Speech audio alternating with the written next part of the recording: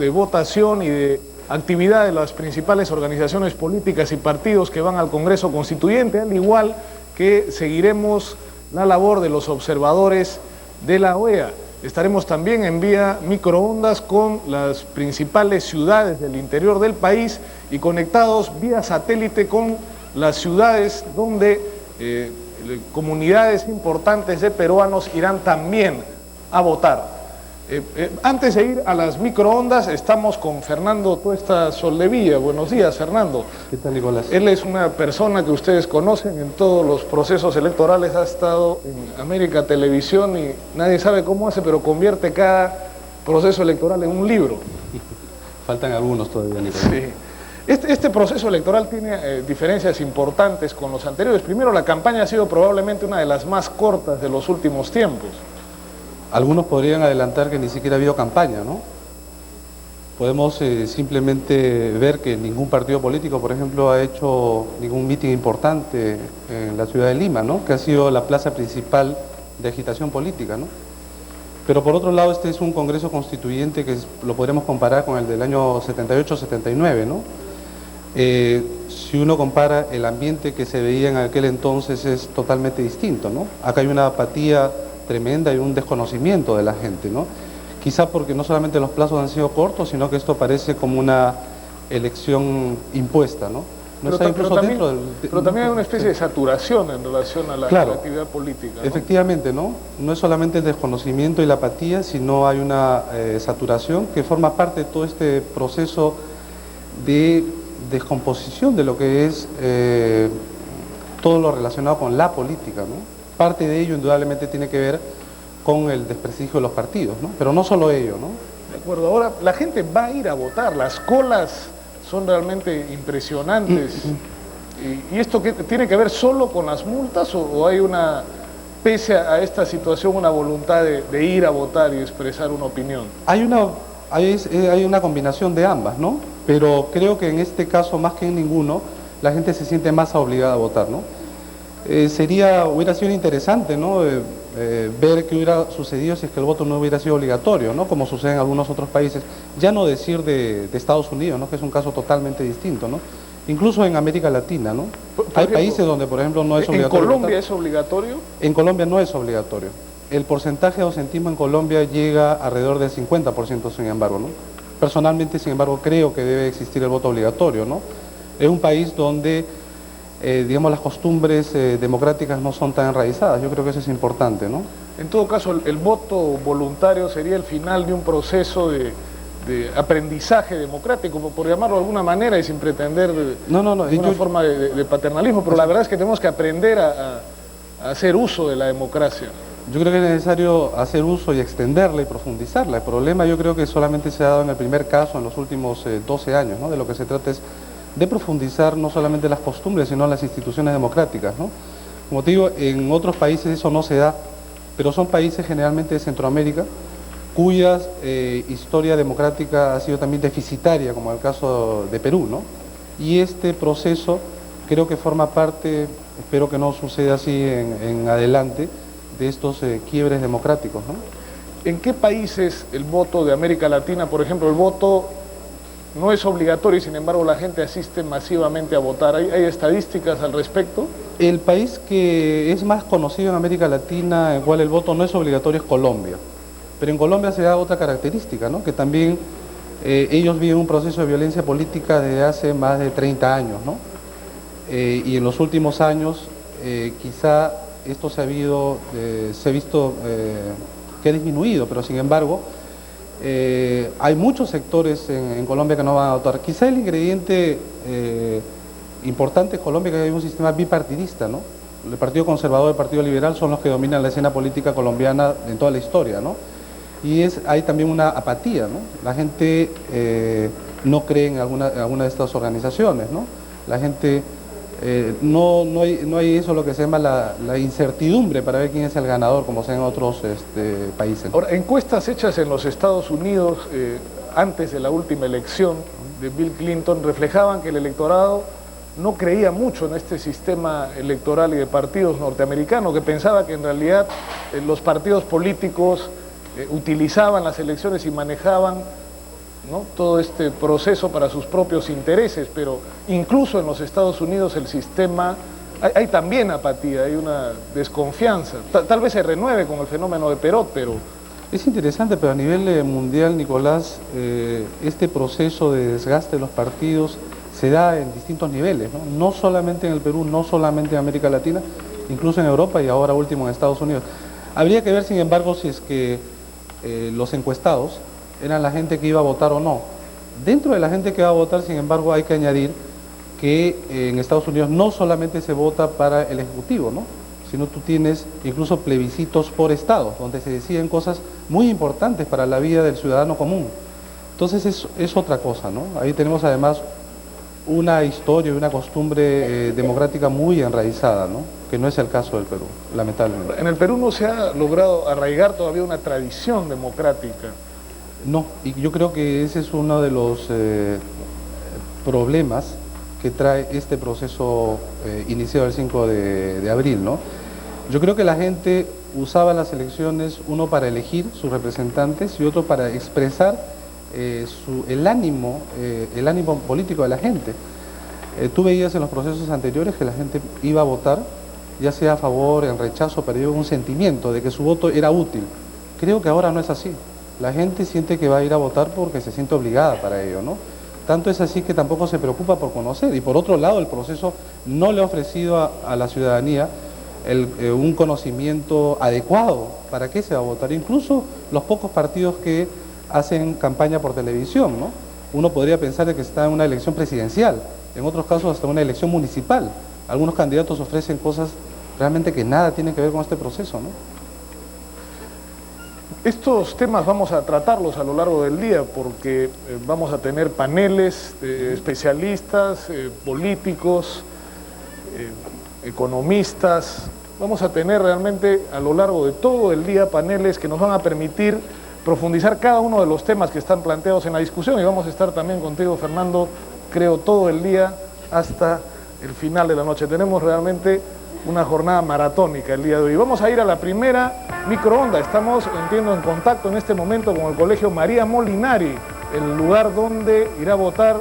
Estamos conectados vía microondas en este momento con Aurea Sampén. Aurea Sampén está en el Estadio Nacional. Adelante, Aurea. Muchas gracias, Nicolás. Una incidencia, ¿no? Pero en realidad el ausentismo no solamente tiene que ver con las consignas políticas, sino también la imposibilidad de los ciudadanos en ir a votar, pero por otro lado también por las ineficiencias del registro electoral. Entonces, por ejemplo, en el año 83, el ausentismo fue del orden del 35%, pero eso se debió a que el registro electoral era antiguo, de tal manera que cuando este se renovó en el año 84, las elecciones subsiguientes trajeron como consecuencia que el ausentismo bajara hasta el 9%.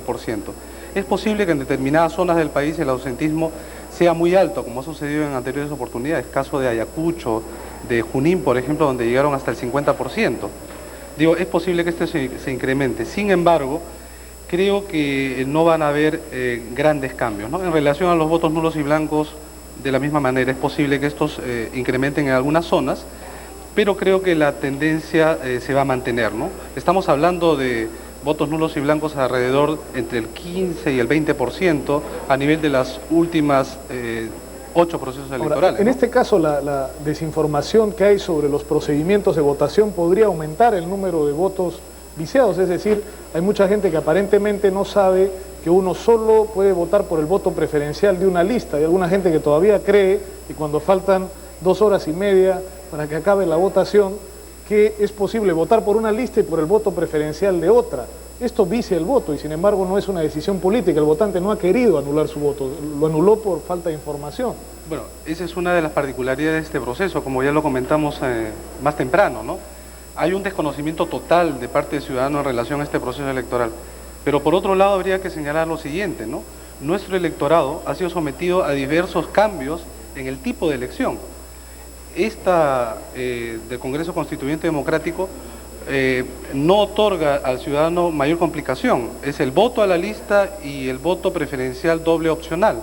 Hemos tenido, por ejemplo, las elecciones anteriores, las presidenciales, donde sí era mucho más complicado, había que votar 3 veces, y en el caso de senadores y diputados por voto preferencial doble opcional. el ciudadano peruano ha sido, como te digo, sometido a diversos cambios, ¿no? Y eso confunde, ¿no? Eso confunde, pero este voto no es particularmente difícil. Lo que ocurre es que la gente no tiene un conocimiento, por otro lado una apatía ciudadana tremenda. Por más que la gente vaya a votar, creo que hay un desconocimiento sobre qué es lo que se va a elegir y qué funciones va a cumplir en este caso el Congreso Constituyente Democrático. Pero en resumen, lo más probable es que la abstención no sea sustancialmente diferente a la que se ha producido en procesos anteriores y que la gente en general vote probablemente por una lista o vote en blanco, pero probablemente ocurra que el voto preferencial va a ser mucho menor, es decir, la cantidad de gente que vote por algún candidato preferencial va a ser bastante menor. ¿Eso es previsible?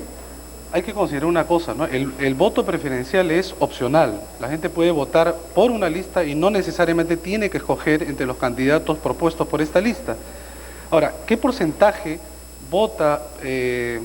hace uso del voto preferencial? Aproximadamente un 40%. No es el conjunto de los electores. Es más, cuando el elector no sabe votar preferencialmente, lo que hace es cuidar, es decir, solamente vota por la lista, ¿no? Tengo la impresión de que en determinadas zonas rurales, zonas de provincias muy apartadas, este voto nulo y viciado se incremente como ha sucedido en anteriores elecciones. Igualmente el ausentismo, ¿no? Muchas gracias, Fernando. Nosotros a las 4 en punto de la tarde tendremos el flash de CPI, de la Compañía Peruana de Investigación de Mercados, con una encuesta bastante confiable de lo que han sido las votaciones y la elección el día de hoy. Vamos a unos comerciales y volvemos. La tarde, Fernando, tú estás Solevilla, para saber si es que también hay que hacer algunos cambios en nuestro sistema electoral, Fernando. ¿Qué tal, Pablo? ¿Tú crees que nuestro sistema electoral es perfecto o es perfectible? Es perfectible, ¿no? Nuestro sistema electoral es un sistema electoral proporcional, que es lo que rige en casi toda América Latina. Un caso diferente, por ejemplo, es Estados Unidos, que tiene un sistema mayoritario, ¿no? El caso de proporcional es que... ¿Podrías explicarnos? Sí. Mayoritario y proporcional. Y proporcional. En el caso del proporcional, es que debe haber una correspondencia entre el porcentaje que saca cada partido y, por ejemplo, el número de bancadas. Y esta es una relación que debe intentar mantenerse. En el caso del sistema mayoritario, es suficiente que el partido que gane, generalmente hay algunas variaciones, copa, supongamos en un departamento, todas las bancadas, la totalidad, ¿no? Entonces no existe una correspondencia entre la proporción de los votos que obtiene y el número de bancadas. Eso quiere decir que en ese campo no habría nada que cambiar. Tú te inclinas por el sistema proporcional. Me inclino por el sistema proporcional, creo que se debe mantener. Pero en el caso peruano, hay dos características que son muy saltantes, muy interesantes, pero a la vez muy polémicas, ¿no? En el caso de la elección presidencial, lo que se ha estilado en la década del 80 es la elección de 2 vueltas, pero que se ha incurrido en lo que yo considero un grave problema. ¿Cuál es? Aquello de los votos válidamente emitidos, es decir, incorporar en la proporción que se establece para elegir al primer mandatario los nulos y blancos. Eso trae una serie de polémicas. La oposición en el año 84 se opuso a ello, sin embargo, estando el gobierno aprista en la posibilidad, o digamos la bancada aprista en ese momento en el Congreso, para cambiar esa legislación, no lo hizo, ¿no? Esta es una seria aberración del sistema electoral, ¿no? ¿Por qué aberración? ¿Dónde está el problema? ¿Por qué ha sido posible sostenerse durante tanto tiempo ese decreto? ¿Por qué es una aberración? Mire, yo creo que las reglas de juego, y no solamente electorales, deben establecerse con anticipación y no mirando al corto plazo. Esa ley fue hecha en el año 84, intentando poner la valla para el triunfo del APRA. Promovida por Javier Alba Orlandini. Promovida por Javier Alba Orlandini. Toda la oposición se opuso porque era evidente que esta era una jugada política, elevar la valla para que no conquiste la mayoría absoluta en primera vuelta, ¿no? En realidad toda la historia electoral del Perú fue regida por lo que es los votos válidos, nada más, ¿no? Y no los válidamente emitidos.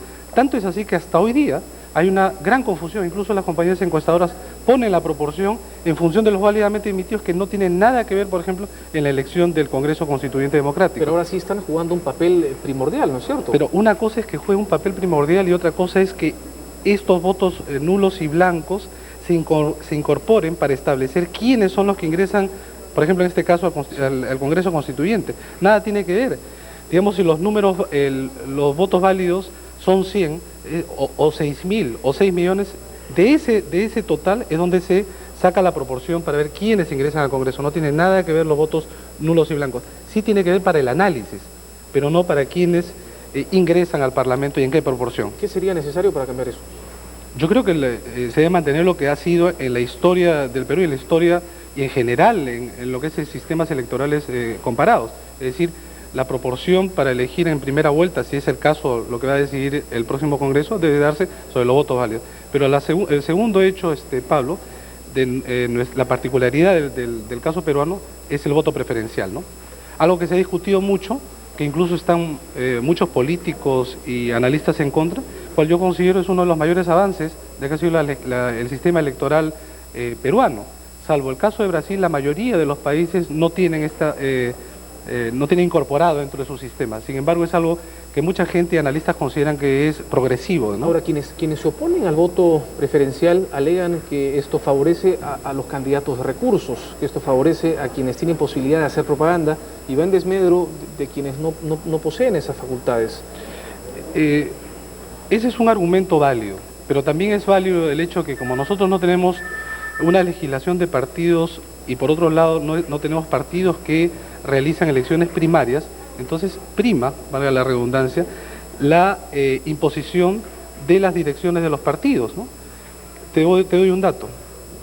En las elecciones de la Asamblea Constituyente, los subsiguientes congresos que han tenido, digamos, han estado regidos por el voto preferencial, 1/3 de la composición de ese Parlamento ha estado, digamos, ha visto favorecido gracias al voto preferencial. Ha sido en contra de la lista oficial, digamos. En contra de la lista oficial y en algunos casos surgida algunos candidatos como castigo de parte de algunos dirigentes de esos partidos. Sin embargo, han salido elegidos gracias al apoyo de la ciudadanía. Yo creo que lo que se debe legislar no es tanto por el lado del voto preferencial, sino lo que hay que legislar es la campaña electoral, que no existe acá en nuestro país lamentablemente. Lo que se debe legislar es el financiamiento de las campañas electorales, que en muchas partes, no te digo solamente en países europeos, sino incluso en Estados Unidos y en América Latina, existe. Por lo menos en 6 países existe leyes de partidos donde se especifica claramente todo lo referente al financiamiento. ¿Nos puedes resumir más o menos qué tipo de articulado debería tener una ley sobre partidos que exija explicarle al pueblo el financiamiento de las campañas? Mire, hay varios tipos de financiamiento. Uno que es el financiamiento público, que es que el Estado proporciona, facilita, ya no solamente vía los medios de comunicación, sino económicamente al partido. Como en Estados Unidos, por ejemplo, ¿no es cierto? Claro, ahora se puede comentar que así aporta para los partidos, ¿no es cierto? Pero acá en América Latina también, es el caso de Venezuela, es el caso de Costa Rica, cuyas democracias son las más estables. Claro, en el caso de Venezuela ahora no tanto, pero en el caso de Costa Rica también. Y en muchos otros países. De esa manera, lo que tú tienes es una presentación clara de cuáles son los recursos que tienen los partidos políticos en una campaña. Un país, mejor dicho, un país sin recursos como el nuestro no estaría en condiciones de financiar campañas electorales. Lo máximo que se puede hacer es facilitarles espacios en los canales o en los medios de comunicación estatales. Existe 2 formas de financiamiento. Es el financiamiento público, que es parte del Estado, y el financiamiento privado. En el caso de segundo, incluyendo el caso de Estados Unidos, hay límites para el financiamiento de los partidos. Y esto deben estar regulados, debe haber una contabilidad clara, de tal manera que no existe esa desproporción tan abrumadora que se dio en el caso del Fredemo en la elección anterior y en este caso por el lado del partido de gobierno. Ahora, yo me imagino que todos los partidos políticos deben presentar como asociación, como institución, que son declaraciones a fin de año, ¿no es cierto? Deben presentar. ¿No presentan? En el caso de Perú es uno de los pocos casos donde no existe legislación sobre este punto. Pero ¿cómo están constituidos los partidos políticos? No, ¿en qué sentido? ¿Cómo están registrados? ¿Están constituidos de alguna manera, no? Sí, en muchos países lo que existe es una ley de partidos muy clara y específica. En otros, la legislación sobre el partido está al interior de la legislación electoral. Y tiene que presentar no solamente la parte financiera en forma clara, sino también los estatutos, las directivas, cómo se rige la elección de sus representantes, ¿no? Ese es un caso importante y que en el caso nuestro debe ser incorporado porque las reglas de juego deben ser claras, ¿no? Gracias, Fernando. Me indican que tenemos que ir a un corte comercial, nosotros regresamos en cualquier momento, ¿no es cierto? Vamos a una pausa y volvemos. De la democracia en el Perú, veamos. Políticas en el Perú, para muchos el gobierno militar marcó el fin de una época y el comienzo de otra. Aparecieron partidos que no existían. En la década del 80, por ejemplo, la izquierda fue importante. Desaparecieron partidos que antes habían sido trascendentales, incluso partidos de gobierno. Estamos ante el final de un nuevo ciclo. ¿Cuál es la opinión que tiene Fernando Tuesta sobre este tema? En realidad la aparición y desaparición de agrupaciones políticas, tanto en la década del 70, a fines del gobierno militar, como a fines de la llamada Patria Nueva en la época de Leguía, son producto de crisis del conjunto de la sociedad y del sistema político, y no son obra de algún dirigente, algún líder o algún presidente de la República que quiere liquidar los partidos políticos.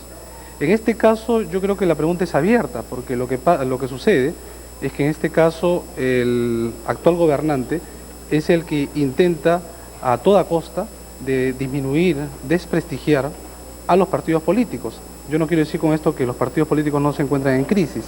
Sin embargo, este tipo de medidas ha ocurrido en otros gobiernos y esto no se ha logrado.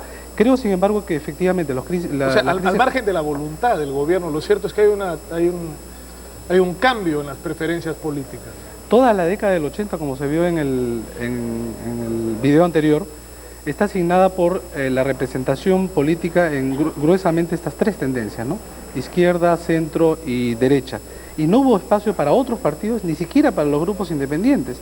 Las preferencias electorales de esto último apenas variaron entre el 2 y el 4%. Sin embargo, todo esto se ha invertido. Un poco porque ha habido, digamos, todas las aspiraciones y las demandas ciudadanas en la década del 80 han sido no solamente postergadas, sino frustradas. Yo creo que el electorado ha intentado buscar nuevas vías de representación y de solución, y en estos tres últimos años ha intentado canalizarlas por medio de las agrupaciones independientes, ¿no? De aquellas personalidades que están al margen de los partidos políticos. Sin embargo, yo creo que esto es peligroso, porque creo que todo tipo de institucionalidad democrática pasa necesariamente por instituciones fuertes, y en este caso deben ser los partidos políticos que deben ser renovados, ¿no? Pero ¿hacia dónde se orienta el electorado? Es claro que en la década del 80 apareció la izquierda y cobró mucha fuerza el partido aprista. De una u otra manera, las preferencias electorales viraron de una u otra manera a la izquierda y a la centroizquierda. ¿Qué está pasando ahora? Mucho de ese electorado lo logró canalizar el ingeniero Fujimori en 1990 y poco antes Ricardo Belmo. El problema es que este tipo de electorado es muy voluble. Ha dado un apoyo mayoritario en procesos anteriores tanto a Alan García como a Fernando Belaúnde, ¿no? Pero, ¿hacia dónde vamos? ¿Cuál es la tendencia en términos políticos? Tú has hablado de izquierda, centro y derecha. ¿Hacia dónde está virando el electorado? ¿Se puede hablar en los mismos términos de la década del 80? Es decir, ¿hay un viraje hacia la derecha del electorado? ¿O estamos hablando de nuevas reglas de juego? Estamos hablando de nuevas reglas de juego, porque en realidad, por ejemplo, en el caso del ingeniero Fujimori en 1990, no hay una posición política muy clara, ¿no? No se le puede atribuir ni de izquierda ni de derecha, por lo menos en cuanto a lo que ve, observa, asume el elector, ¿no? Ideológicamente uno lo podría catalogar, pero el elector, el ciudadano promedio, no. Yo creo que esta es una situación muy peculiar, que no solamente se da en el caso de Perú, sino en otros países. La crisis de representación de los partidos políticos es muy grande. ¿Y este fenómeno de los independientes, qué significa? ¿Que estamos en una transición a nuevas formas de organización política, o que estos independientes finalmente van a consolidarse y convertirse en nuevos partidos? ¿Tiene, por ejemplo, agrupaciones como el FIM u otras corrientes políticas como la recientemente aparecida de Renovación la posibilidad de convertirse en agrupaciones de largo plazo? Convertir estas agrupaciones políticas en verdaderos partidos políticos pasa por la institucionalización de estos, pasa por estatuir sus propias agrupaciones. Y yo tengo la impresión de que ya tenemos algo de historia, ¿no? El FIM, por ejemplo, obtuvo alrededor de 8 representantes y el último se quedó con solamente 2. En el caso de Cambio 90, hemos visto que en 2 años prácticamente se dividió, no solamente en 2, sino hasta en 3 tendencias. Tengo la impresión que estamos en una crisis profunda de representación, y esto no es salvado ni superado por las ahora llamadas agrupaciones independientes, ¿no? Es el caso también del movimiento Obras. ¿Qué tenemos ahora del movimiento Obras? Nada. ¿Qué Bueno, tenemos en todo caso, en unos minutos fin? tendremos al alcalde Ricardo Belmo y le haremos la pregunta a él. Es posible. Muchas gracias, Fernando. Gracias, Nosotros Tigre. vamos a unos comerciales y regresamos. A triunfar, ahora no se sabía si era por una... Buenas noches a Lourdes Flores. Gracias, Pablo, encantada. La primera de saludarlos. pregunta se la formula Fernando Rospigliosi. Fernando. En primer lugar, Lourdes, felicitaciones por el lugar obtenido en las elecciones. En segundo lugar, quisiera preguntarte, estoy sorprendido porque tú llamas a coordinar a los partidos que han participado en estas elecciones y que están en la oposición o podrían estar en la oposición al régimen, pero no has llamado a coordinar a la mayoría de los partidos que están fuera de este Congreso y que integran, creo yo, la parte sustancial de la oposición democrática. ¿Por qué este olvido? No, no se trata de ningún olvido. El Perú ha dado a través de esta votación un resultado en este Congreso Constituyente y desde luego el primer esfuerzo a hacer es porque este Congreso tenga la autonomía y la soberanía que el mundo está esperando para restablecer créditos internacionales y para tender puentes con el país. Obviamente, creo que esta nueva votación, la ocurrida con ocasión de la elección de este Congreso Constituyente el día de hoy, nos obliga a todos los peruanos a buscar el gran proyecto nacional que en esta oportunidad es viable porque el pueblo ha vuelto a ratificar su decisión que o los peruanos nos entendemos y tenemos un proyecto nacional o no tenemos destino, de forma tal que estas primeras palabras tenían que ver con el funcionamiento del Congreso Constituyente, pero creo que efectivamente es fundamental que entre todos los peruanos encontremos este proyecto nacional, tanto quienes participaremos dentro de este Congreso Constituyente, cuanto quienes no lo están haciendo. Otra pregunta adicional a Lourdes Flores. Usted ha mencionado hace unos instantes que el partido ha obtenido más o menos el porcentaje tradicional. El 78 ustedes colocaron 25 constituyentes. Ahora, según la información tanto de CPI como de apoyo, estarían ustedes entre 8 o 7. Se trata de dos realidades distintas y me estaba refiriendo a los procesos electorales en los que el partido ha participado en procesos nacionales con la concurrencia de las diversas fuerzas políticas y donde se ha producido, como en el caso del año 80 o del año 85, el triunfo de una fuerza mayoritaria. Este fue el caso del 80 con el triunfo del arquitecto Belaúnde y este fue el caso del año 85 con el triunfo de Alan García. De forma tal que en ambos casos no me refiero al proceso electoral del 90 porque allí fue una alianza electoral y resulta más difícil aun cuando nuestro porcentaje incluso es más alto que el que obtuvimos en el Senado. De forma tal que yo diría que se trata de una votación que tradicionalmente ha acompañado al partido y sin perjuicio de eso, en fin, creo que es el momento ya de emprender la otra campaña, porque ya estamos comenzando entonces la campaña municipal que ratificará la presencia del partido a nivel nacional. Creo que esta es otra importante constatación en esta elección, por votaciones tan importantes como la de Sullana o la de Jauja, de lo poco que se ha dado como información, que reflejan entonces el carácter nacional del Partido Popular Cristiano, y yo me alegro de saber que a pesar de todas las críticas y en el momento más duro, somos una presencia responsable y por supuesto seremos un partido del trabajo más responsable y más patriótico que la hora reclama. Fernando Tuesta, Sol de Villa, también tiene algunas preguntas que hacerle a Lourdes Flores. Adelante, Fernando. Buenas tardes, doctora. Buenas no tardes. quisiera hacer aguafiestas, pero el año 78, al igual que ahora, Acción Popular, con quienes ustedes más o menos comparten el mismo electorado, tampoco se presentó a las elecciones. Se suponía que ustedes debían cubrir ese espacio dejado por Acción Popular. Es más, son ustedes el único partido político que se ha presentado a estas elecciones. Y un 12%, creo yo, no solamente es un resultado bastante magro, sino que también quizá representa, aún se mantiene, quizá la crisis de los partidos políticos en el Perú. ¿No cree usted eso? Como usted dice, quiere ser aguafiestas, pero no lo va a hacer, porque ingresar a esta contienda fue una tarea muy dura y muy difícil.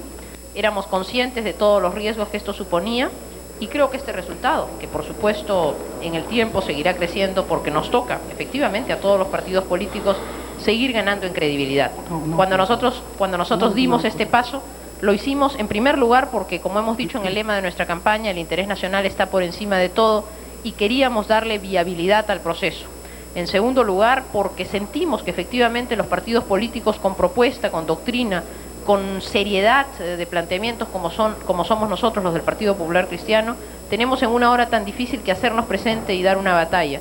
Y sentimos por eso que en medio de las dificultades el resultado es un buen resultado y es un resultado que nos permitirá seguir sintonizando con la opinión pública a través de un trabajo que será un trabajo responsable y un trabajo serio, recogiendo además lo que creo que ha sido nuevamente la votación de hoy día, la necesidad de un diálogo y de un entendimiento. Perdón, Lourdes Flores, Fernando Tuesta Solevilla me pide una repregunta, ¿no es cierto? ¿Cómo no? Encantada. Sí. Habla usted de la oposición a partir de la instalación del Congreso y se habla también de las políticas económicas, etcétera. Sin embargo, el primer trabajo del Congreso Constituyente es elaborar una Constitución. ¿Cómo es así entonces que usted piensa, dice, encabezar una oposición si de lo que se trata es hacer una Constitución?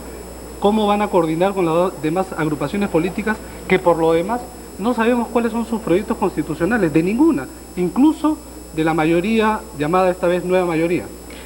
Yo diría, Fernando, que nuevamente el sentido del diálogo y del entendimiento es el que debe plasmarse en la reforma constitucional. Para comenzar, creo que debemos encontrar cuáles son aquellos puntos de coincidencia y de consenso mayor, porque esos son los que deberemos introducir en las reformas constitucionales para darle al país estabilidad jurídica y continuidad. Creo que este resultado demuestra claramente que el Perú no aprueba un proyecto personal, ni estará dispuesto a secundar la imposición de un proyecto. Por el contrario, nos está demandando que perfeccionemos nuestra Constitución de 1979, que no es una mala Constitución, pero que necesita adecuarse a este tiempo, que modifiquemos probablemente la estructura del Estado y que busquemos aquellos puntos que efectivamente el mayor número de fuerzas políticas consideremos las viables. Creo que lo que está claro en materia de reforma constitucional es que el país no avala un proyecto personal de entronización en el poder, sino que por el contrario, nos dice, busquemos aquello que sea lo mejor para modernizar el Estado peruano y adecuarlo a esta realidad. Y como además este Congreso tendrá tarea legislativa y tarea fiscalizadora, creo que en ambos casos deberemos buscar la adecuación de las leyes que sean mejor para el país y una tarea responsable de fiscalización que no agote la tarea del Parlamento, pero que efectivamente ponga puntos sobre las sillas en aquellas materias que así lo demandan. Es el turno de Alfonso Grados Bertolini, quien está esperando también hacerle una pregunta a Lourdes Flores. Adelante, Alfonso. En primer lugar, felicitaciones, Lourdes. Creo que tendremos una constituyente que refleja el afán de concertación del país. Lo que me temo mucho... Siga. Lo que me temo mucho es que la mayoría directa del gobierno o la de los adherentes trate de llevar adelante de todas maneras el proyecto autoritario. En consecuencia, creo que cualquiera que sea la configuración de las fuerzas políticas que no están con el proyecto autoritario, que pretenden que en este país haya efectivamente una posibilidad de democracia social, encuentren la manera de vincularse a aquello que hoy se ha mostrado que el país no está suficientemente claro. Las jóvenes que han votado por primera vez y que en realidad están votando solo contra las frustraciones de los últimos tiempos, contra aquello que se les promete y no aquello que signifique la consistencia de un proyecto democrático. En consecuencia, Lourdes, el Congreso futuro, que evidentemente tendrá una posibilidad de darle el endoso que quiera al gobierno, tendrá en la oposición disminuida respecto a lo que aparentemente aparece en las cifras, porque habrá muchos que se plieguen al gobierno, tendrá la capacidad de convocatoria para que los partidos encuentren otra vez la raíz que todos queremos que tengan con la ciudadanía independiente del país. Lo primero que quisiera decir, Alfonso, es que he oído en los comentarios algunas dudas sobre el rol que corresponderá al Movimiento Renovación. Conociendo a Rafael Rey como lo conozco, conociendo de su calidad moral, de su limpieza de conducta y de su voluntad de trabajar por el bien del país, manteniendo una línea autónoma, estoy segura que el Partido Popular Cristiano, el Frente Independiente Moralizador y el Movimiento Renovación encontraremos muchos puntos de coincidencia que nos permitan coordinar esfuerzos y de esta forma establecer una alternativa que sea una alternativa por el país, más que una alternativa en favor de un proyecto personal. Por eso es que yo confío en que la composición de este Congreso Constituyente, que no le da mayoría al gobierno, sea una composición que lleve adelante una tarea responsable. Esto es lo que ofrecimos a lo largo de la campaña. Llevar adelante una tarea de fiscalización responsable. Sí. Me indican que el tiempo nos está ganando, así es que quisiera que también participe Pedro Planas, quien tiene que hacer una pregunta. Simplemente redondeo la idea para decir que creo que sí seremos capaces de conformar un bloque que le permita al país estabilidad y un proyecto nacional más que la entronización o la voluntad de plasmar un proyecto autoritario personal. Ahora sigue el turno de Pedro Planas. Adelante, bueno, Pedro. me uno a la felicitación y te planteo, Lourdes, 2 puntos, 2 preguntas, quisiera que respondas muy puntualmente. ¿Cómo no? Primero, si crees que existe hoy mismo un sistema de partidos dentro de este Parlamento, porque tú hablas de Rafael Rey como si Rafael Rey tuviera un partido político y él no lo tiene. Lo que ha liderado es una lista donde había gente que fue convocada a veces por Barba, a veces por Olivera, finalmente optaron por entrar con Rey, pero Rey no es dueño de esos votos ni de esos curules, evidentemente. Lo mismo pasa con Barba, él mismo lo ha anunciado varias veces, y lo mismo pasa acaso con Olivera. Entonces, lo que quiero decirte es que no hay partidos políticos dentro de este Parlamento variopinto, va a haber muchas individualidades difíciles de agrupar, incluso en la llamada nueva mayoría. La segunda pregunta es si crees que hay un sistema democrático, una democracia constitucional a partir de esta elección. Y quiero recordarte simplemente, Odría cuando baja al llano y tiene un parlamento propio, si es que eso fue propiamente democracia, o los 3 parlamentos que tuvo Leguía, o el parlamento del primer gobierno de Prado. En nuestra historia republicana nosotros no los consideramos como democracia, no obstante que tiene mucho parecido con lo que pasa hoy día en el parlamento del cual tú formas parte, Lourdes. Pedro, te agradezco las 2 preguntas. Lo primero, es verdad que este Parlamento va a tener muchas individualidades, comenzando efectivamente, como se ha señalado muy bien, porque los 38 representantes que aparentemente tendría Cambio 90 nueva mayoría, no son pues tampoco 38 incondicionales. Yo no me imagino al doctor César Fernández Arce o al doctor José León Barandiarán votando por carpetazo consignas que pudieran venir de Palacio de Gobierno. Son hombres tan cabales y tan íntegros que seguramente jugarán un peso muy grande en la decisión, en las decisiones que se van a tomar, o un hombre con independencia de criterio como Carlos Torres y Torres Lara, de forma tal que yo creo que esas 38 curules son curules que además van a ser poco consistentes y sólidas. En lo que concierne a los otros movimientos, es cierto que ellos no tienen una unanimidad de criterios, eso seguramente obligará a un mayor esfuerzo de coordinación. Gracias a Dios tenemos una experiencia parlamentaria en la que hemos aprendido a batallar con muchos grupos. No olvidemos que la presidencia de la Cámara de Diputados que llevó al doctor Roberto Ramírez del Villar se conformó en base a lo que en la Cámara de Diputados llamábamos el tercer mundo, es decir, la suma de personas. Y por eso confío, porque conozco de la calidad de los representantes, ya tendremos la oportunidad de conocer los nombres de quienes resulten electos, que sí podremos llevar adelante un trabajo organizado, un trabajo unitario. Por supuesto, creo que el trabajo parlamentario va a tener que fortalecer los grupos parlamentarios. La única posibilidad de llevar adelante un trabajo organizado, ordenado y eficiente, que es una de las primeras tareas que convocaremos para que se realice en una forma muy ordenada, se basará en que los grupos parlamentarios tengan mucha fuerza. Lourdes, ¿me escuchas? Sí, por supuesto. ¿Sí? Le pido por favor que se mantenga todavía en contacto con nosotros. Vamos a regresar en cualquier momento. Nos indican que tenemos información del interior del país que quizá le interese ver. Veamos. Esos que hizo el gobierno con el candidato oficialista, sacar 36 y pico % luego de una campaña en que interviene el presidente de la República y se ponen todos los recursos del Estado a favor del candidato de gobierno, es un resultado bastante lamentable, sobre todo cuando, según se dice, el presidente Fujimori esperaba obtener por lo menos 60 curules y ha sacado menos de 40, es decir, 38 aproximadamente, según la cifra de CPI. Un segundo elemento que creo que hay que tener en cuenta es que este va a ser un Congreso fragmentado, dividido, fraccionado, porque los grupos que han intervenido aquí no son propiamente partidos ni tienen ninguna cohesión. Tenemos el caso del propio Mayoría y Cambio 90, renovación de Rafael Rey, el fin de Fernando Olivera. Recordemos, por ejemplo, Fernando Olivera puso 7 diputados en 1990, de los cuales quedaron 2. El resto se dispersó. Hoy día es probable que ocurra lo mismo. Probablemente con renovación va a suceder algo similar, porque no son grupos cohesionados alrededor de determinados planteamientos, sino son listas que se han armado apresuradamente poco antes de las elecciones. Incluso con mayoría y renovación es probable que suceda eso, porque hay personalidades independientes que no van a ceder a las presiones que vienen de arriba, seguramente. Entonces, lo probable es que tengamos un parlamento fraccionado, fragmentado, que no dé estabilidad al régimen y que no contribuya a estabilizar el país. Esa me parece que es una consecuencia de esta elección. Pedro Planas, ¿qué dice sobre esto? Bueno, sin duda tengo que remarcar, porque es necesario remarcar, que pese a este triunfo que ha obtenido Yoshiyama, dentro del gran escenario que nos ha marcado el 5 de abril, significa una derrota estruendosa para Fujimori y sus afanes plebiscitarios, ¿no? Porque finalmente lo que quería introducir detrás de este esa elección en la cual no todos estaban, pero sí estaba con la confianza de Fujimori, era una suerte de plebiscito. Ese plebiscito ha dado un 36% para Fujimori. Para algo más interesante, Nicolás, ¿recuerdas el gran dilema independiente versus partidos políticos? 100 listas que se inscribían. ¿Dónde están esas 100 listas? Finalmente postularon ¿cuántas? 18, 19, 21, nadie sabe cuántas. Bien, 19. ¿Quiénes han salido? Aparte del Huayco, que ha recibido el voto preferencial, como recibió Cambio 90 ya el año 90, Yoshiyama, ¿quiénes han salido? Lourdes Flores, Antero Flores Arauz, Barba, Olivera, Rey, Moreira, Bernales. Es decir, han salido los principales parlamentarios de los pocos que se han presentado, de los que habían ya tenido ejercicio antes del 5 de abril.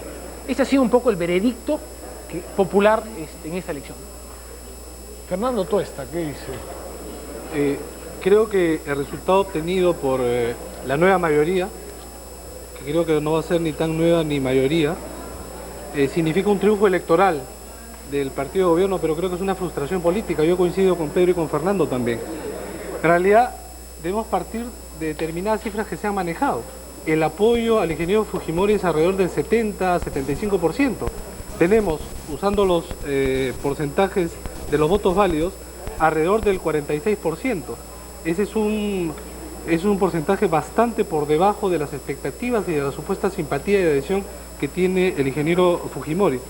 De otro lado, es cierto también que las demás listas están por debajo de sus expectativas, teniendo en cuenta que los grandes partidos políticos no han participado.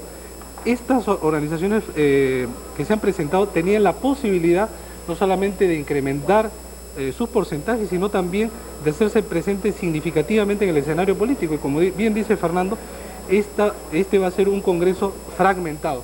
Y no solamente por el lado de la oposición, sino también por el lado del gobierno. Y para ser más enfático en relación no solamente a la cantidad, sino a la calidad de este Congreso, yo creo que lamentablemente vamos a tener un Congreso cuya composición parlamentaria es de una calidad bastante por debajo de los anteriores. Supongamos el caso de la Asamblea Constituyente del año 78. Yo creo, para terminar, de que incluso la propia Constitución va a estar hecha y escrita al margen de este Congreso Constituyente. ¿Qué dice Alfonso Grados? ¿Es tan sombrío el panorama? ¿Debemos ser pesimistas sobre lo que viene? Por cierto, que creo que los juicios que han emitido mis distinguidos compañeros de panel son objetivos. Aquí no hay pasión para juzgar esto, pero sí creo que hay que mirar un poco lo esencial de este proceso. Porque esta fragmentación de lo que puede ser un próximo Congreso no depende tanto de que el gobierno haga o no mayoría. Yo creo que va a ser mayoría. Porque en esas listas en las cuales no hay muchas convicciones, va a haber formas acomodaticias, ¿no es cierto?, de sumarse a aquella tan fácil convocatoria, que es decir, yo no quiero oponerme por oponerme, sino quiero construir, quiero encontrar un nuevo país. ¿En torno a qué, digo yo? ¿Cuáles son los planteamientos que han permitido que pudiéramos pensar que con mayoría o sin mayoría pudiera surgir algo nuevo de lo que se ha querido hacer destruyendo la Constitución del 69? ¿Acaso son simplemente conseguir el señor Fujimori que aquello que quiso con el golpe del 5 de abril y con plebiscito lo consiga a medias, pero lo consiga con Congreso? Si esto es lo que va a ocurrir, entonces quiere decir que es muy preocupante el futuro inmediato del país, porque desaparecido el objetivo de demostrar que el Perú es una crisis permanente antes de Fujimori, seguido además esto con la campaña electoral, lo que va a ocurrir simplemente es que no sabemos qué va a pasar después. Y yo pregunto, ¿acaso no sería el momento histórico en que en lugar con la sonrisa del éxito precario, el candidato vencedor diga que va a convocar a la unidad nacional, el presidente lo diga ahora? ¿No es un momento histórico para que el presidente de la República, así como fue cuando la captura de Ismael Guzmán, así como pudo hacerlo antes del 5 de abril, entienda que no es la soberbia el mejor camino para construir el Perú del futuro, sino que es un momento de convocatoria a los que están en el Congreso y a los que están fuera?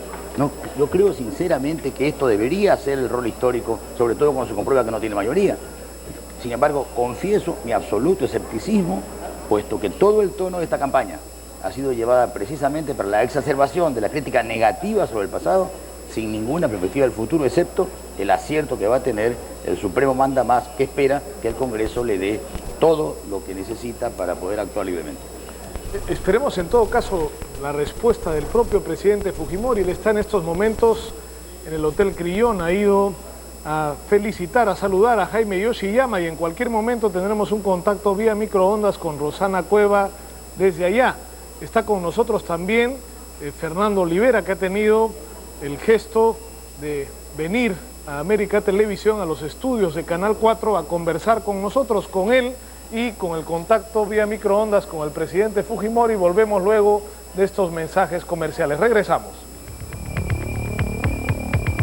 Diferente al que hemos tenido en las últimas elecciones, ¿o sí? Habría que agregar también a la mayoría de la izquierda, ¿no? La mayoría de la izquierda tampoco se presentó en elecciones, ¿no? Ahora, es cierto. De acuerdo, pero votos... a lo que voy es, eso no cambió significativamente la situación, es decir, no ha habido 30 o 40% de un voto viciado militante. Es más, se supone que parte del voto viciado ha sido desinformación simplemente. Efectivamente, las cifras, si se mantienen, que es alrededor de 21%, no ha cambiado la tendencia. Es un porcentaje alto, 20% del electorado efectivo que está al margen de las agrupaciones políticas es un porcentaje alto. Sin embargo, no es tan alto como algunas agrupaciones consideraban.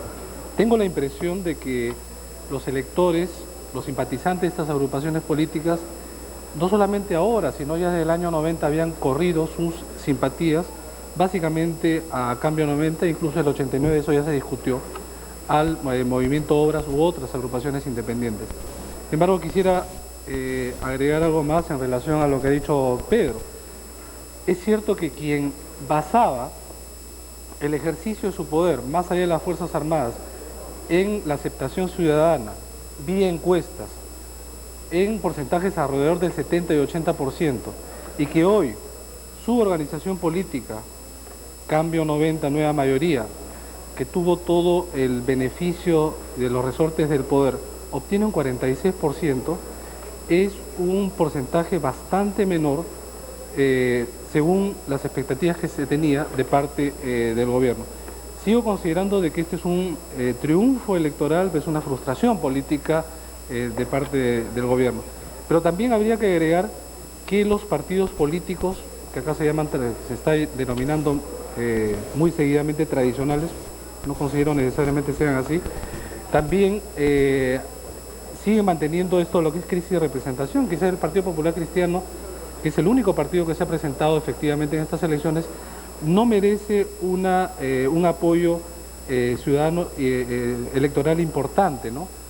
Creo que el PPC, en este caso, hubiera esperado un respaldo mayor, teniendo en cuenta que no iba Acción Popular, como sí sucedió, digamos, en el año 78, ¿no?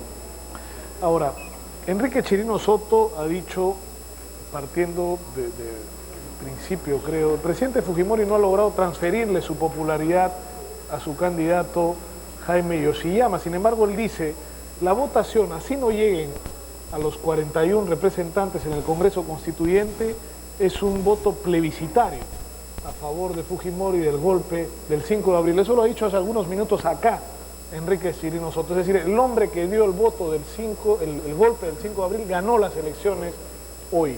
¿Qué dice Fernando Rospigliosi sobre esta temeraria afirmación? Bueno, es realmente temeraria, porque yo creo que perdió las elecciones. Si creemos lo que nos acaba de decir CPI y Manuel Saavedra, que con una proyección al 40% de los resultados, Nueva Mayoría tiene alrededor de 37 curules, es decir, todavía menos de los que se había considerado antes. Esto es una pérdida para un movimiento que creía iba a tener una mayoría absoluta. Entonces, yo creo que este resultado para Fujimori, que decía tener el 60 o 70% del apoyo ciudadano, es un resultado desastroso. Quisiera remarcar además que en esta oportunidad es Alberto Fujimori el que ha aparecido dando una conferencia de prensa y anunciando una serie de decisiones que hacen pensar, obviamente, que él es el que va a llevar la voz cantante también en el Congreso Constituyente. Entonces esto de la división de poderes, de que estamos retornando a la democracia, de que va a haber un contrapeso y un equilibrio y un balance de poderes, es, como era previsible, un cuento. Esto no va a ocurrir así. Nuevamente vamos a tener más de lo mismo. Y por último, quisiera remarcar que Alberto Fujimori dijo otra vez la misma cosa que ha dicho desde el principio de su gobierno. Si los otros están de acuerdo, deben apoyar los planteamientos de nueva mayoría. Totalmente diferente a lo que dice Yoshiyama cuando hace su primera intervención, en que más o menos llama un acuerdo nacional. Estamos ante el mismo esquema, en que Fujimori no quiere ningún acuerdo y ponía antes a un primer ministro como Hurtado Miller, como Carlos Torres, como Alfonso de los Heros, que era el hombre conciliador, pero en realidad quien tenía la batuta y la decisión era Fujimori, que no quería ninguna conciliación. Es decir, estamos ante el mismo esquema en que Yoshiyama aparece como un conciliador, pero Fujimori lo que quiere es que lo respalden a él, que es una cosa totalmente distinta. Démosle a Jaime Altaos la oportunidad de decir, de replicar, como dice Pedro Planas. Bueno, yo tendría un comentario. Si Fernando y los demás panelistas piensan que esto ha sido un resultado desastroso para el gobierno, es decir, que ha sufrido una gran derrota, entonces tendríamos que preguntarnos quién ha ganado. Debería haber ganado aquellos que Fernando defiende, por ejemplo, los abstencionistas, el APRA, el PUM, el UNIR, Sendero, el MRTA, etcétera. Pero vemos que el voto en blanco y el voto viciado, que era propugnado por Fernando, que seguramente votó en blanco, o votó viciado, probablemente votó por el general Salinas, como dijo alguien. Entonces, debieron haber pues tenido una votación importante y sin embargo creo que están debajo del promedio histórico. Entonces el APRA ha tenido -2, el PUM -0.3, etcétera, ¿no es cierto? Entonces, no han ganado estos grupos que son los que se enfrentaban abiertamente al presidente Fujimori. Tampoco, según el señor Tuesta, ha ganado el PPC. Tampoco ha ganado. Entonces, ¿quién ha ganado esta elección? Bueno, seamos pues, no sé. Pedro Planas dice que seamos saber quién ha grandilocuentes, ganado. la elección la ganó el pueblo peruano. ¿Cómo ganó la elección el pueblo peruano? No solamente yendo a votar, ganó la elección estableciendo que a Yoshiyama, al gobierno, le daba pues más o menos la mitad, pero obligándolo más o menos a conversar con los demás. ¿Los demás quiénes son? Gente que piensa más o menos igual a Yoshiyama. Entonces, yo no sé pues ¿de qué estamos hablando? ¿Estamos inventando qué? Pero Pedro Planas quería decir algo desde su esquina. Sí, pero no todo, porque cuando dice inventando qué, yo creo que lo debe responder el propio Jaime, qué cosa está inventando. Vamos a ver primero quién es Cambio 90, es decir, ¿qué fue Cambio 90 el año 90 cuando se presenta? Pero la pregunta es buena, ¿quién ha ganado? ¿Se ha perdido Yo creo que el gobierno? ¿Quién ganó? Por eso, yo creo que está perdiendo el Perú. El Perú, fíjate, en términos genéricos. Te lo explico.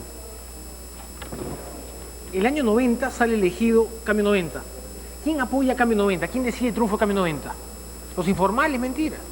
Lo decide aritméticamente, y acá en el Canal 4 lo dijimos, estaba Fernando, estaba Ortiz de Ceballos, lo decidió aritméticamente el APRA y Izquierda Unida. Fueron los que le dieron la votación a Fujimori para que sea presidente de la República. Si el APRA y Izquierda Unida votaban por Vargas Llosa hubiera sido presidente de la República. Bueno, decidió el APRA y decidió Izquierda Unida, partidos supuestamente tradicionales, antiguos, marxistas, previos al muro de Berlín. Ellos decidieron pues que Fujimori sea presidente de la República.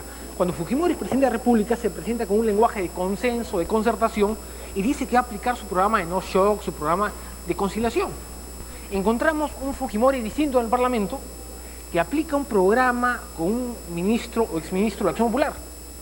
Ojo, un ministro de Acción Popular. Aplica un programa, un shock, como bien lo editorializó Expreso, y seguro lo escribió Jaime, fue más radical incluso que el que promovía Fredemo, y sin el programa de Acción Social. Eso aplicó Fujimori. ¿Quién apoyó ese programa? Libertad, Acción Popular y el PPC. No Cambio 90, porque no existía en el Parlamento Cambio 90.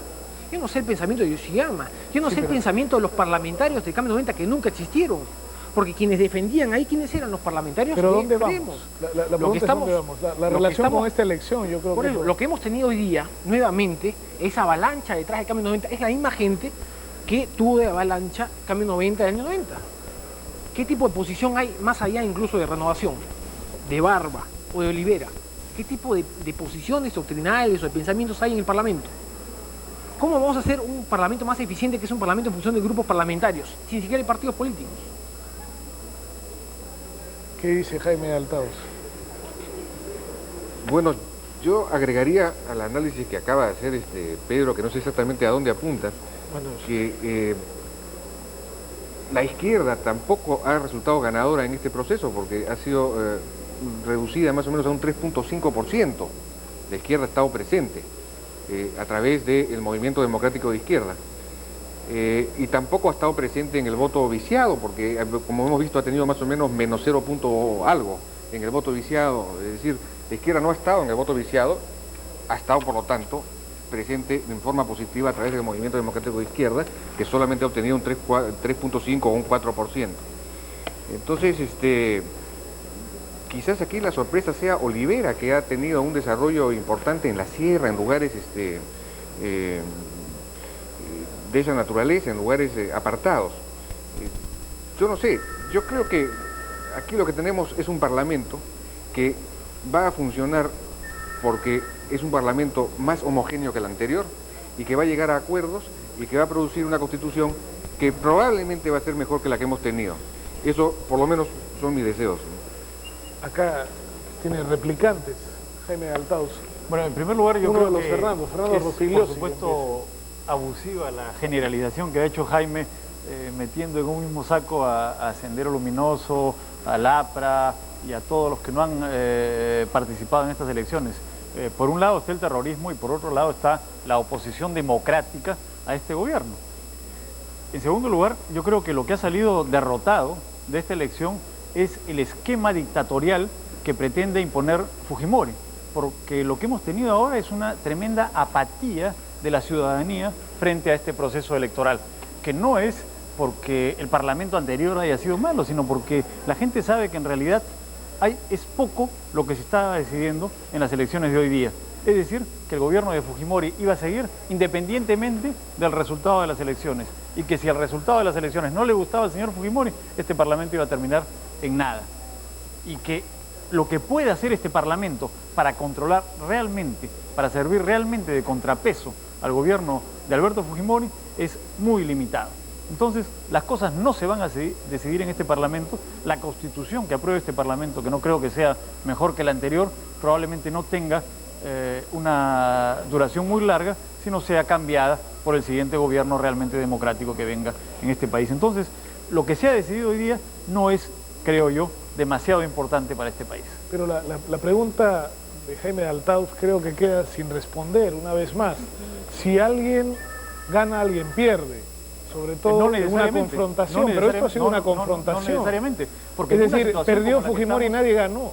Porque en una situación como la que estamos puede haber una pérdida para el conjunto del país. Y es efectivamente a lo que nos ha conducido Fujimori con esta elección que fue impuesta por la presión extranjera y que no va a llevar a una solución de la crisis que vive el país. Que reclamaron los partidos de oposición también. Que reclamaron los partidos de oposición en un momento, pero no reclamaron este tipo de elección manipulada. Entonces, esta elección no es una solución a la crisis del país y yo creo que o sea, no va a lo paradójico, yo de acá. quiero ser absolutamente franco, o sea, esta elección es cierto que no estaba en los planes del ingeniero Fujimori el día 5 de abril, esta elección fue producto, es cierto, de la presión internacional, pero también del reclamo de los partidos que terminaron no yendo al proceso. Y eso, por eso me parece valiosa políticamente la pregunta de Jaime Altaos. Si los partidos que estuvieron en contra de ir al proceso hubieran tenido una victoria, yo creo que las cifras hubieran sido diferentes a las que tenemos hoy. Por eso tal vez la frase más acertada podría ser en todo caso la de Fernando Tuesta. Dice, Fujimori no tuvo 41, que es lo que quería. Por lo tanto, tuvo una victoria electoral, pero políticamente tuvo menos de lo que esperaba. Entonces, eso es un poco más, digamos, Nicolás, ahí ¿no? viene, más entonces, fino, digamos, ¿no? Viene la respuesta a Jaime. Sí, perdón. Lo que yo estaba sosteniendo es que efectivamente él no había tenido probablemente lo que quería, pero eso lo que hace, lo que significa es que el país le ha dicho al señor Fujimori, no queremos un gobierno autocrático, queremos que usted coordine, concerte, gobierne, cogobierne con los demás. Ahora, el problema es que los demás no son los que los otros quisieran que fueran. Los demás son bastante parecidos también a... algo así como sí, pero no tanto. Pero, siempre un poco me ratifico en lo que digo, ¿no? Es es triunfo electoral. Yo creo que decir de que otra agrupación política ha ganado es absolutamente tonto, ¿no? Digo que es una derrota política. Una persona que tiene el apoyo electoral un gobernante que tiene el apoyo electoral del 80%, que cree que puede depositar, transferir su apoyo, pero no solamente transferirlo, sino de la forma que ha querido transferirlo, que es lo que todos hemos visto, ¿no? Todo el aparato del Estado en favor de la candidatura oficial. La única agrupación política que probablemente ha hecho campaña. Que tenga el 46% no quiere decir que no haya ganado, pero es una derrota política, Jaime. Eso en primer lugar. En segundo lugar, la composición del Parlamento, Vuelvo a preguntar, ¿de quién es la victoria política? La victoria política, no, mira, en el caso de las otras agrupaciones que intervienen en el proceso, hay algunas que han aparecido y le han dado carta de ciudadanía electoral. Yo no sé si efímera o no. El caso, por ejemplo, de renovación, el caso de la Coordinadora Democrática, incluso el caso del MDI, que representa a la izquierda, pues es un sector reducido de la izquierda, ¿no? Y no tiene 4%, sino tiene alrededor del 6%. Ellos tienen pequeñas victorias dentro de su estrategia de nacimiento y probablemente de supervivencia. Es la suma de esas pequeñas victorias. Ahora, habría que ver, además, otro elemento que aún no se ha tocado, que es el porcentaje de ausentismo. Hasta ahora no tenemos cifras en relación a eso. Pero por otro lado, yo no sé si es que la homogeneidad del pensamiento o el no pensamiento o no ideología de los grupos participantes pueda llevar a que tengamos una mejor constitución. De repente vamos a llegar a lo que quería Fujimori, es decir, que la constitución lo elabore una comisión, un grupo de constitucionalistas, y en realidad lo único que van a hacer en el Congreso Constituyente es aprobar esta que se elabora fuera del Congreso. Sí, yo quisiera que sigamos esta discusión mientras vamos a un corte comercial. Regresamos. Creo que podemos seguir. ¿Quién empieza? Pedro Plana se quedó con ganas de hablar cuando terminamos. Sí.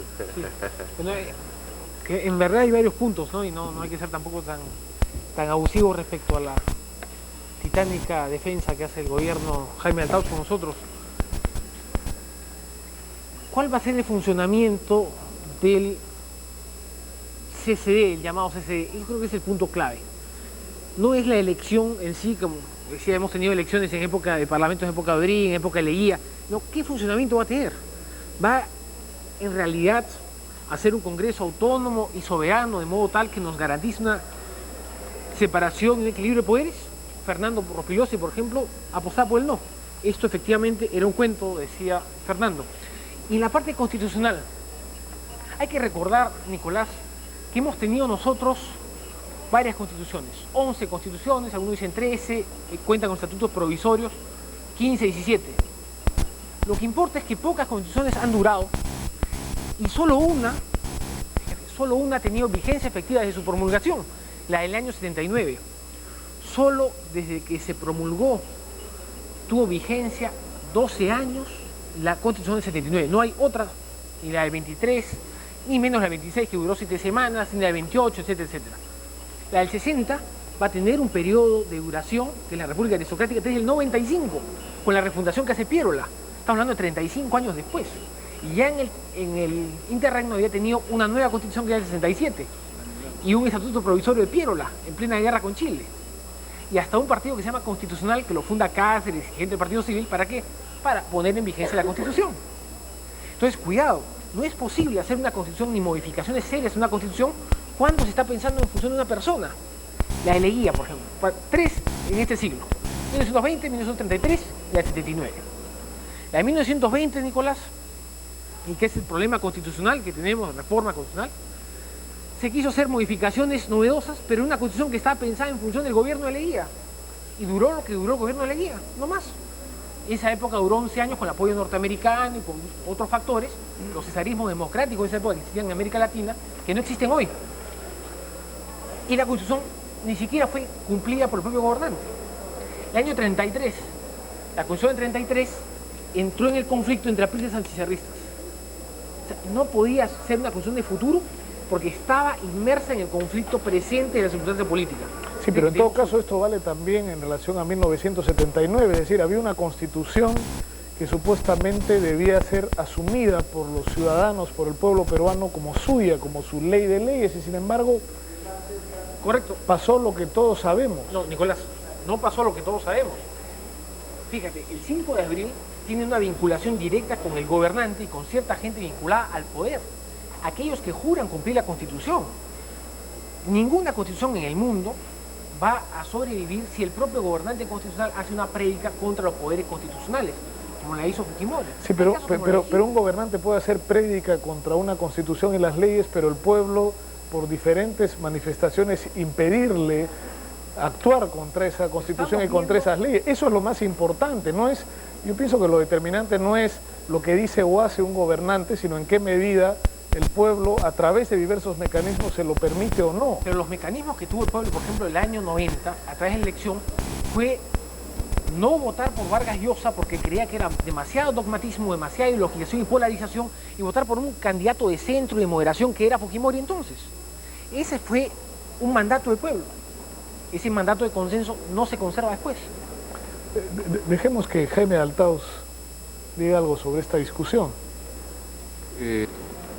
Y sobre el tema me parece muy importante la preocupación de Pedro respecto de si esta Constitución se va a elaborar en función de un designio personal, del presidente Fujimori, porque entonces podría correr el camino o el destino de otras constituciones que se elaboraron en función de ambiciones personales, porque en última instancia su objetivo es revestir de legalidad una dictadura o lo que fuere.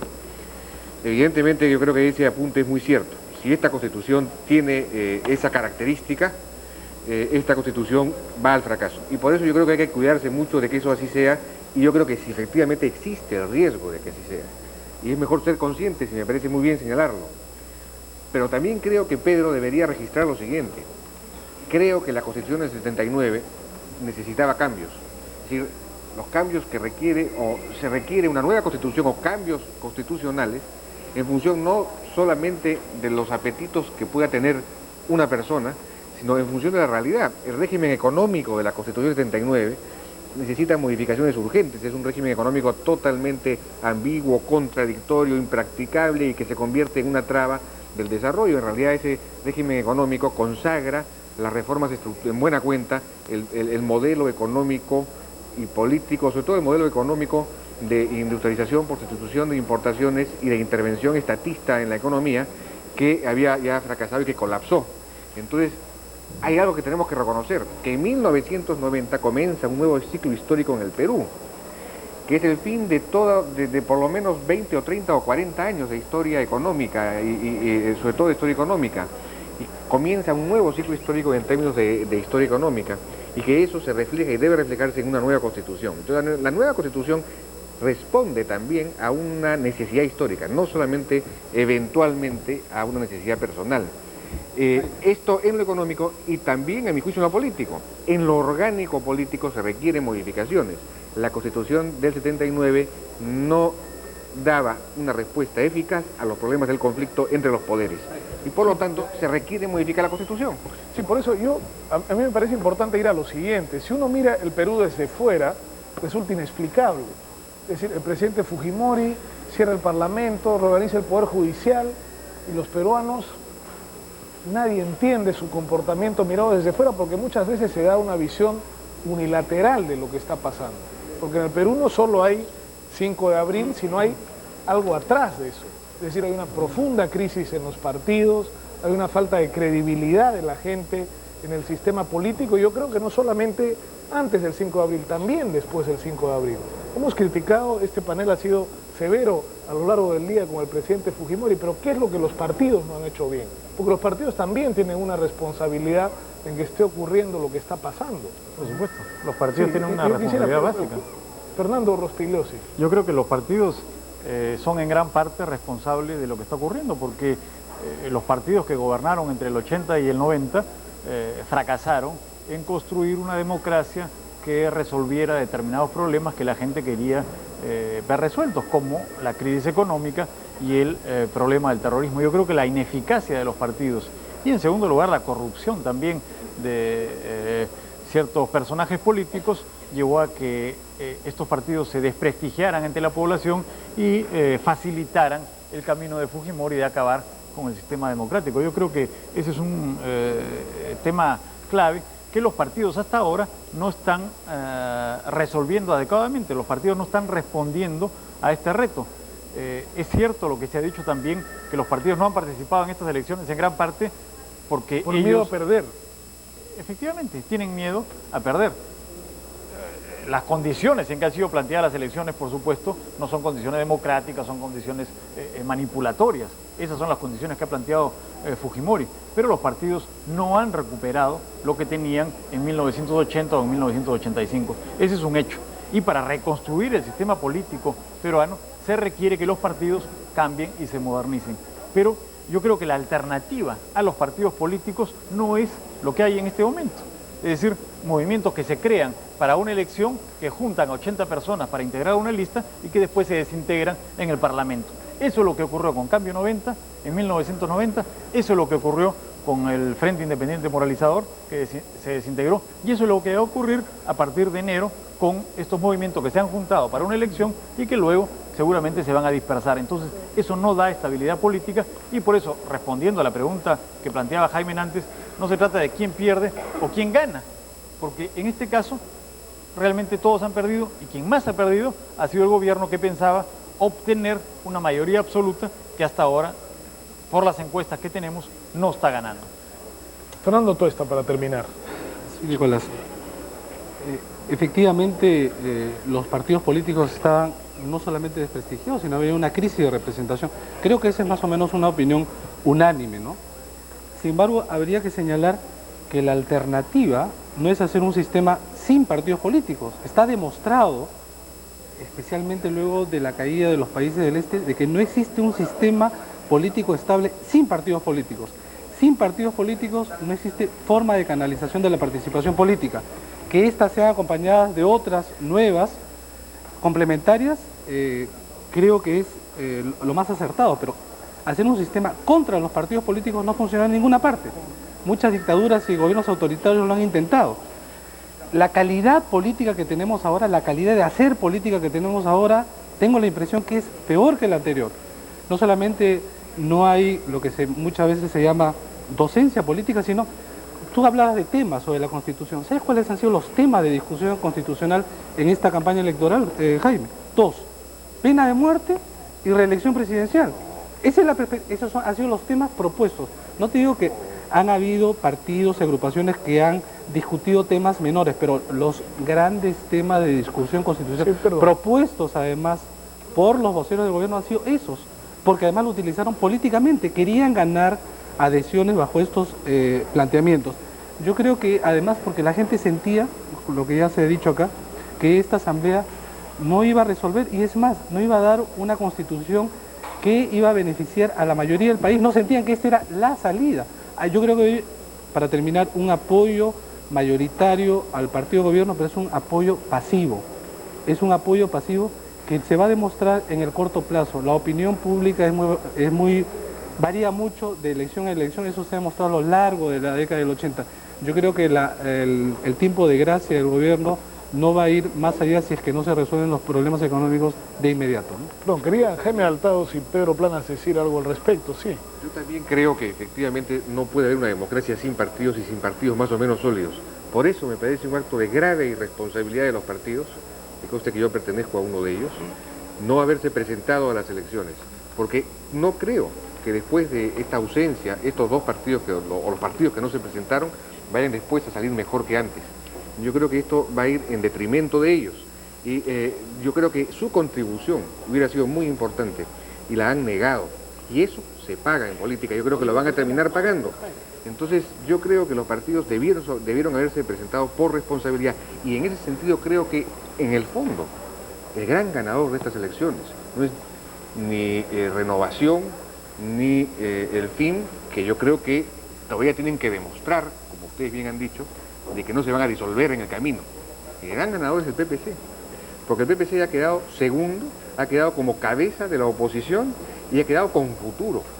Entonces, yo creo que el PPC ha sentado las bases de convertirse, él sí, en el único partido organizado, estable y con futuro en el Perú. Pedro Planas. Sí. Y bueno, sobre la democracia sin partidos, antes una apreciación sobre lo que ha dicho Jaime.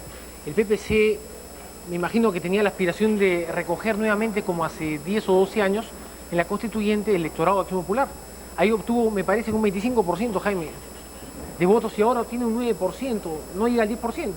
Su electorado normal, natural, ha sido entre el 10 y el 12%, y ahora tiene menos de ese electorado. Yo creo que ese es el triunfo. O sea, eso es una derrota para el PPC. O sea, el triunfo lo tiene, creo, Olivera. Efectivamente, ¿no? Sí. Creo que es el ganador, porque incluso el gobierno pierde. Pero la democracia sin partidos, yo no comprendo por qué hasta el propio presidente Fujimori dice eso. No hay democracia sin partidos y finalmente no se le ocurre renovar los partidos al interior de la democracia.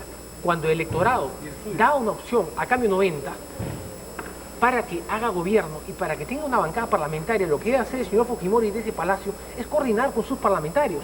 Jamás coordinó con sus parlamentarios. Aún más, las pocas veces que coordinaba era, por ejemplo, para apoyar el dictamen de los minoría del APRA exculpando a Alan García. Todos recordamos que ahí se divide Cambio 90. Cambio 90, San Román por un lado, por ejemplo, curiosamente los mismos que han defendido la Constitución, los mismos que han apoyado el golpe. Víctor Paredes dice, no, Alan García es inocente. Y Ciura, por ejemplo, que postuló en la lista flamante de Cambio 90 y que ha salido elegido constituyente, como no. Esa gente, por ejemplo, apoyó a García. En cambio, la otra gente constitucionalista que recordó el juramento fue la que trató de acusar a García. ¿Hubo disciplina para el Cambio 90? ¿Hubo agrupación? No. Pero en todo caso, dejemos que Luz Salgado, que ha tenido la gentileza de venir a Canal 4 esta noche, responda a los cargos que se han levantado contra Cambio 90.